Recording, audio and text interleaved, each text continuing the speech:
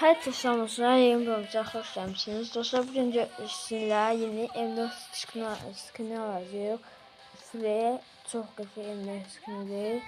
Gördüğünüz gibi M4'te hiç desenimiz yoktu. Buradan ödül yolundan da buraya en sonunda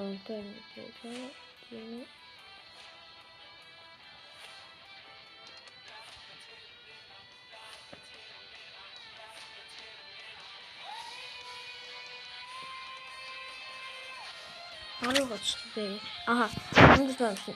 25 günde giriş yapmaktan giriş yapmıştık. Bu giriş 25 gün. Artık oldu pulumuz. Buradan frame'leri alacağım. Artık gördüğünüz gibi 350 pulumuz var.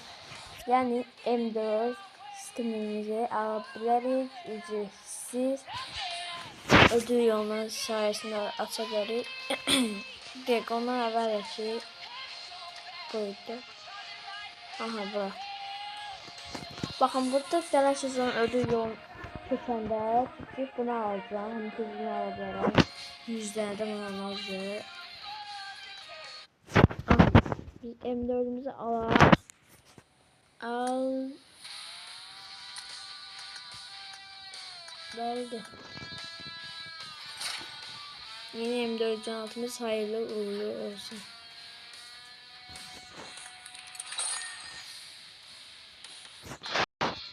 Şimdi kuşan demeyek.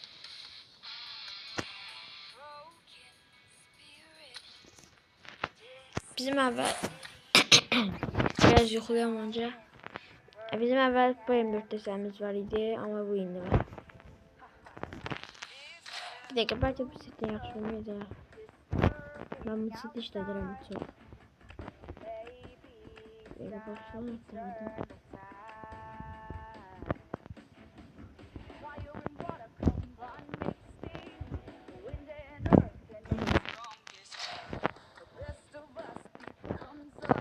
Maşınımız da böyle.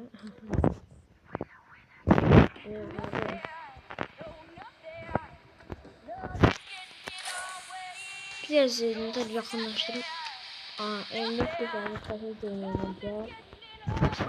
Ücretsiz aldığımız M4 kaşar edeceğiz. Maçlar için işe yarayacağım.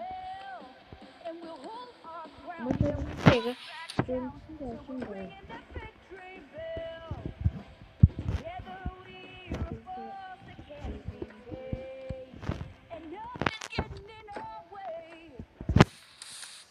Sonuçta neyse görse pis değil. Bu başka bir şey. Baba.